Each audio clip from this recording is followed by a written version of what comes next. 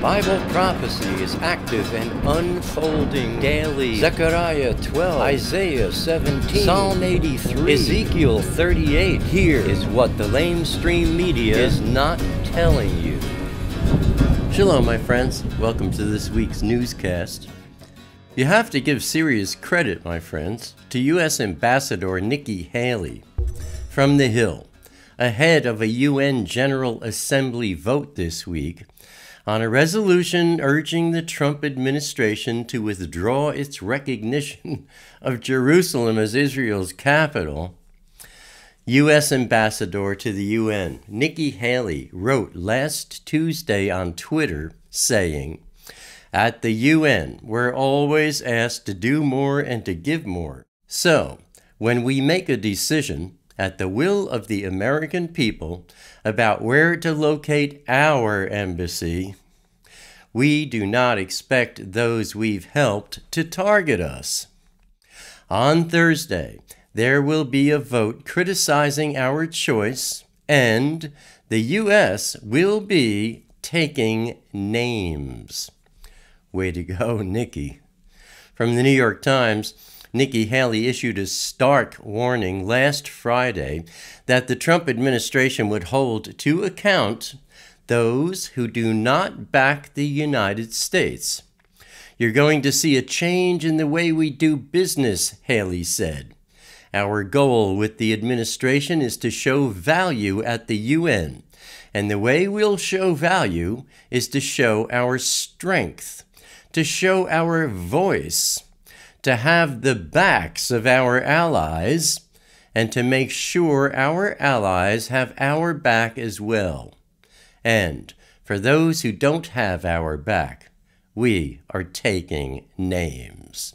And we will make points to respond to that accordingly." Then from Politico, President Donald Trump said at a cabinet meeting last Wednesday, "For all of these nations that take our money and then vote against us at the Security Council, or they vote against us potentially at the UN General Assembly, they take hundreds of millions of dollars and even billions of dollars from us, and then they vote against us. Well, we're watching those votes. Let them vote against us. We'll save a lot of money. We don't care. But this isn't like it used to be, where they could vote against you and then you pay them hundreds of millions of dollars." I like the message that Nikki sent yesterday at the United Nations. This is Trump talking. "We are not going to be taken advantage of any longer." And then the UN General Assembly last Thursday adopted a resolution criticizing the U.S. decision to recognize Jerusalem as Israel's capital. The non-binding resolution was adopted with 128 nations in favor, 9 against, 35 abstained, and 21 countries didn't vote. Nikki Haley said, "The United States will remember this day in which it was singled out for attack in the General Assembly for the very act of exercising our right as a sovereign nation. When a nation is singled out for attack in this organization, that nation is disrespected. What's more, that nation is asked to pay for the privilege of being disrespected. In the case of the United States, we are asked to pay more than anyone else for that dubious privilege." Good grief, my friends. Why is it that the UN General Assembly isn't just eliminated? Boy, there sure is a lot blossoming in the garden of good news this week, my friends. First, it appears as though Adam, Parable of the Vineyard YouTube channel, is becoming a bit of an instigator, my friends. He not only brought my attention to Christopher Maskey's exciting table where Yeshua's lambs are being fed, but now to the videos of another wonderful person who's putting food out for Yeshua's lambs in a most unique way. Betty, who helms the Betriska YouTube channel. Betty's traveling around the United States in a pickup truck, towing a trailer behind her, which she affectionately calls the Tiny. I have a link to Betty's channel for you below, and I suggest you just start at the beginning from, her first video and just do a Betty binge. That's what I did these past couple of days. And then Christopher Maskey put up a new video titled, "You Can't Fool Yahweh. Are you really saved?" It's also linked below, and trust me, you don't want to miss this one either. Now back to the Parable of the Vineyard YouTube channel and Adam. Adam did a live stream on YouTube last Thursday night that just really shines. And Scotty Clark showed up. What a treat. Scotty and Rob Stone shared the stage with Adam for some 2 hours. And it was 100% food for Yeshua's lambs, my friends. You can watch the whole thing. See my link below. And in the last 10 minutes or so of the live stream, Paul from the Zeus Mossbender YouTube channel was spotted by Adam in the chat area, and then a minute or so later they spotted me there too, making a bunch of joyful noises about Paul and then about me also. And Rob cracked me up with an impersonation of something I've always gotten a kick out of. Here, check this out. Alan. I didn't see Alan. Alan Horvath is in the chat too. Alan. Hey, brother. Alan. Hey, Alan.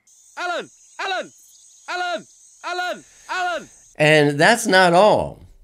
Yet, Rob Stone put up a video about why the churches out there are dying. You'll want to check that one out too, my friends. They're all linked for you below. Now, not only was Adam's live stream a great success, but we've all been talking about doing it on a more regular basis with Adam and Christopher and me and Rob and Scotty, Paul, and maybe even some others.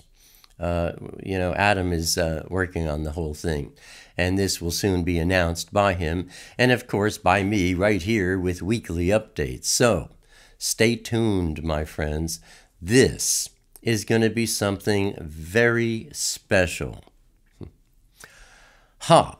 And as if that wasn't enough, this Thursday's word study from yours truly is going to have something, I promise you, something very powerful to say about this live stream fellowship idea as well. Don't miss this Thursday's word study, Chavarim, right here on the Watch Allen channel. I'll see you then. Turning to wars and rumors of wars from Haaretz. Since December 6th, nearly 30 rockets have been fired at Israel, but around half fell short and landed in Gaza. It's amazing, isn't it? I mean, so much violence coupled with such unimaginable idiocy. It's truly unbelievable. Hamas in Gaza has in recent days arrested many Salafi militants who were responsible for the recent rocket launches at Israel, and consequently, Hamas has sent a message through Egyptian intelligence that it seeks to avoid an escalation of the recent violence with Israel. Really? Well, we'll see about that. Then on Tuesday, December 19th, from Israel Hayom, the Israel Air Force hit several Hamas targets in Gaza overnight last week after rockets fired from Gaza hit a home in Israel. Israel holds the Hamas terrorist organization solely responsible for what transpires in Gaza, my friends. Then on Sunday, December 24th, from Reuters, Syrian army forces backed by Iranian-backed militias, including the powerful Lebanese Hezbollah Shiite group, pushed deeper into the last rebel-held enclave near a strategic border area with Israel and Lebanon in a new expansion of Tehran's influence in the war-torn country. The army and the Shiite forces advanced east and south of the Sunni rebel-held bastion of Beit Jin, southwest of Damascus in the foothills of Mount Hermon, backed by heavy aerial bombing and artillery shelling. Iranian-backed militias, including Hezbollah, are playing a major role in the ongoing battles. Now looking at our Intifada update from Ynet News, after a video went online last week showing 2 Palestinian women hitting and kicking IDF soldiers in an effort to provoke a reaction out of them, a senior IDF officer explained the challenges soldiers serving in the West Bank have to face on a daily basis while dealing with the so-called Palestinian population. The 2 young women were later arrested, and the Army has instructed its forces to arrest such provocateurs on the spot. And the video doesn't show what happened before that. The soldiers were there because there was violent rioting, and their response should be praised for the way they acted, professionally and ethically. And now looking at our review of last week's news. The UN General Assembly revealed its grand form of idiocy when it adopted a resolution criticizing the U.S. decision to recognize Jerusalem as Israel's capital. The Israel Air Force hit several Hamas targets in Gaza overnight. Syrian army forces, backed by Iranian-backed militias, pushed deeper into the last rebel-held enclave southwest of Damascus, near a strategic border area with Israel and Lebanon, in a new expansion of Iran's influence in the war-torn country, and the challenges that Israeli soldiers in the West Bank face on a daily basis while dealing with the so-called Palestinian population continues to escalate.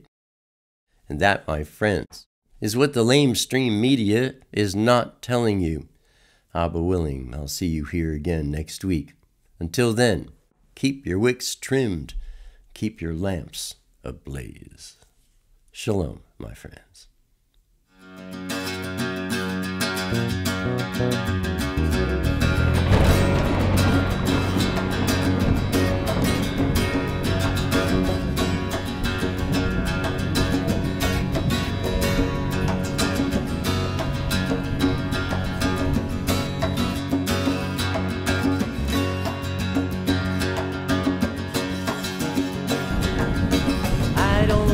Crowded rooms, I need more space than I consume. Enough is time alone with you, underneath a naked moon, sharing confidential moods and making chatter. Mockingbird nocturnal sings notations of eternal things, entering the quantum breeze, flying not for want of wings. He lights his gaze on you and me, simply because we matter.